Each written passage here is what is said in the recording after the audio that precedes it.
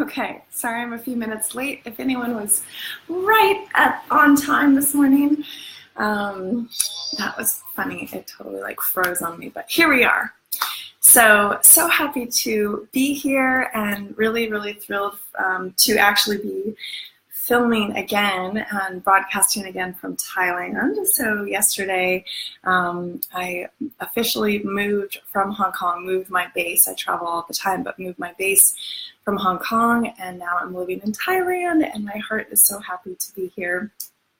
So today we're going to talk about something that I'm really excited. I'm always excited about these topics because this is what I love to do and love to talk about all the time.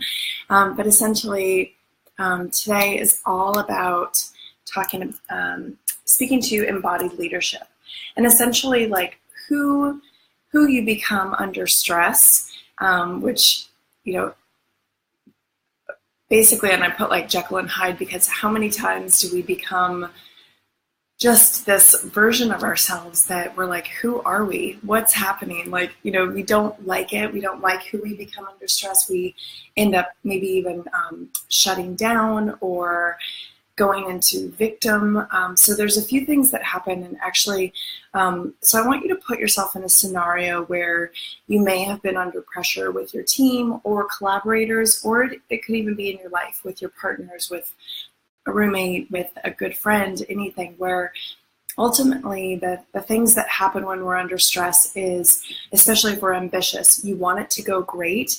You want something to be really perfect, well done. So when you're wanting things to go great and you're wanting everything to go, if you're kind of holding on to that control, or if there is some part of you that doesn't feel emotionally safe, and that doesn't even have to be from the outside circumstances. That could actually be that you're feeling really vulnerable. It could be that you are feeling really insecure. It could be that you're feeling judged by some other people, therefore you don't feel kind of safe to just be fully who you are. You're kind of feeling like you need to have your shit under control.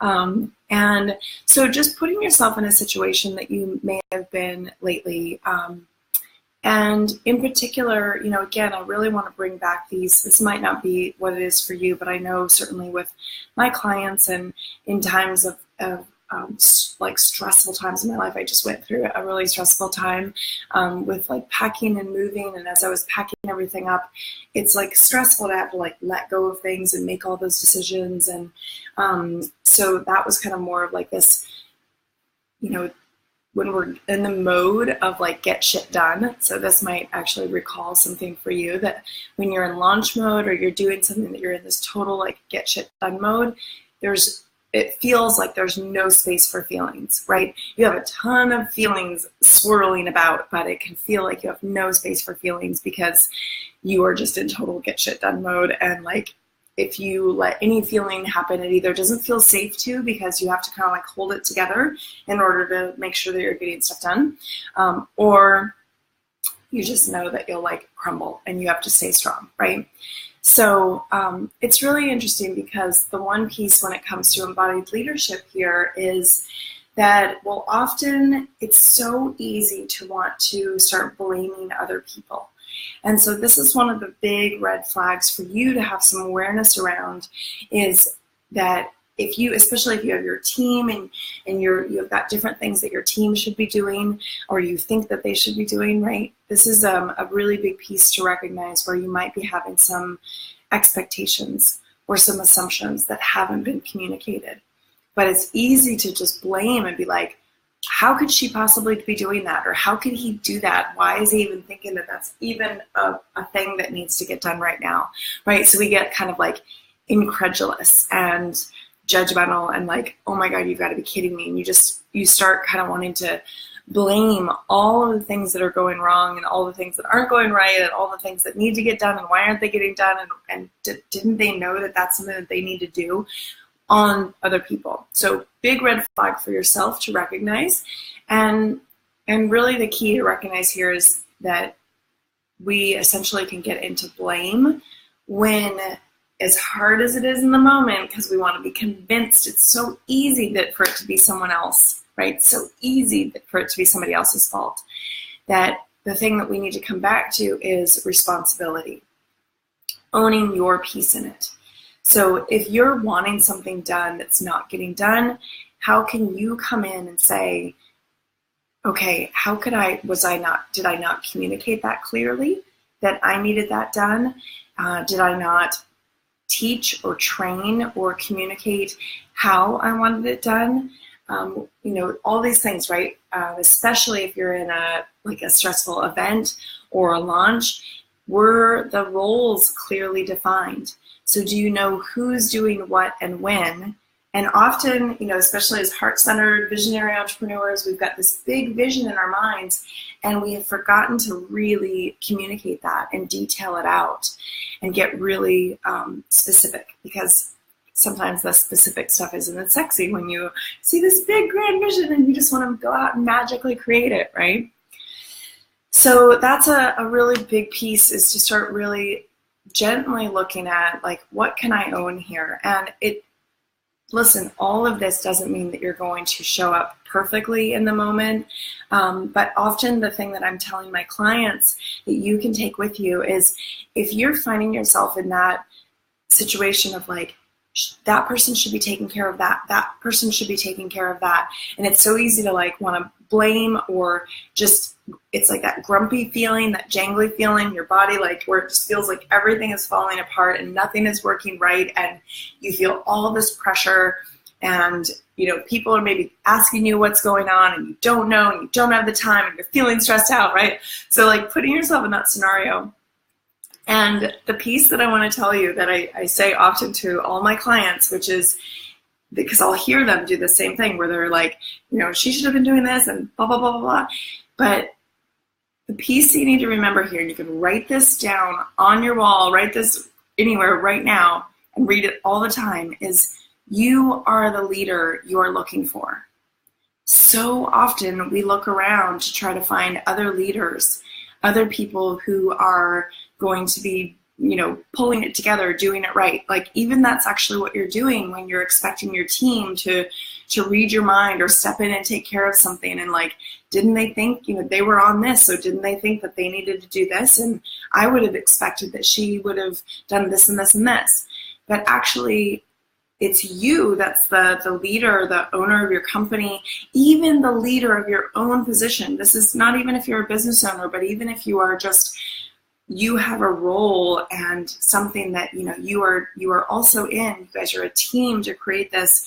And so even if it's that you then go clearly communicate and say, you step in as the leader of your role, or as your domain, or as just a leader in the event or in the launch, and you say, hey, here's what I'm thinking will make this even better, or here's what I was hoping would be done and I think would be really great for all the attendees that are coming in, and I'm wondering if you would be willing to help.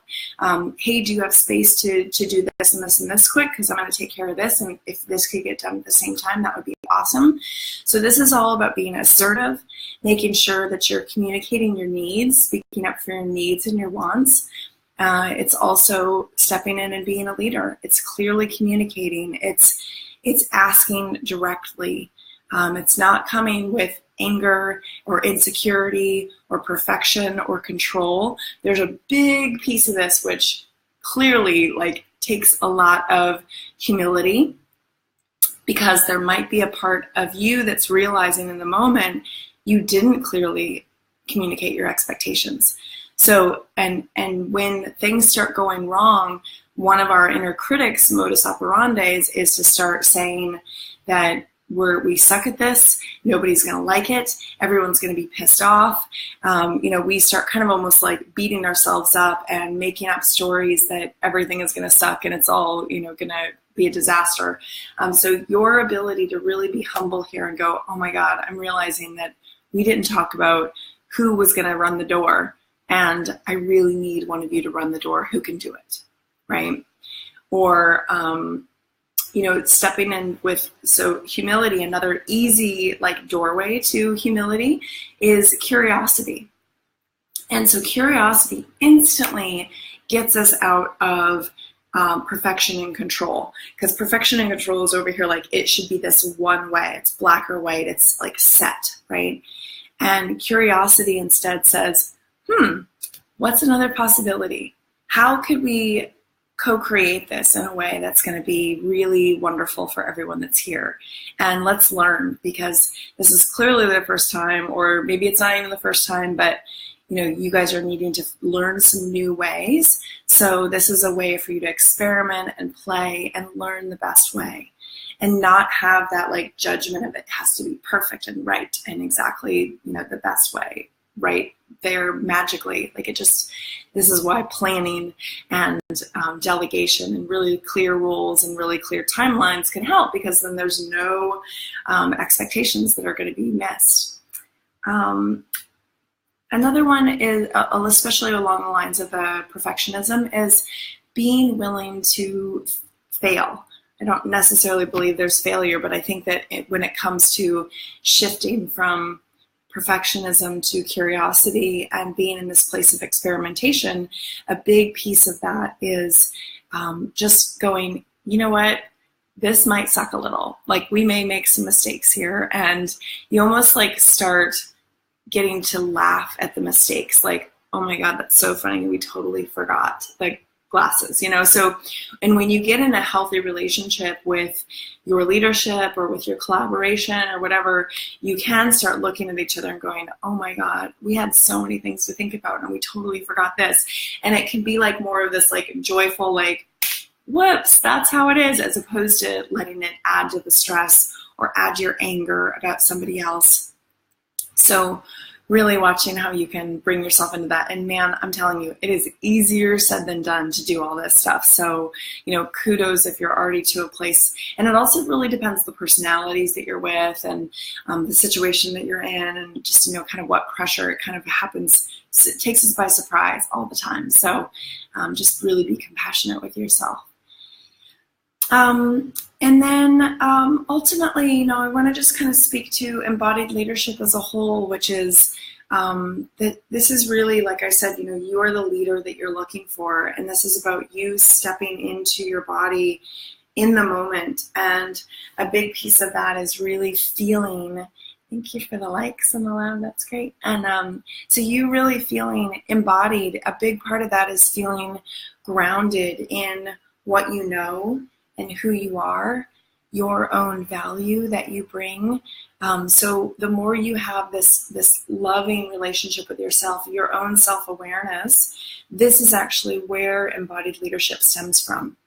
Because if you are able to speak up for your needs, if you're able to recognize, I'm feeling really off in my body, and I think it's because I'm really feeling vulnerable and I want this event to go so great, right?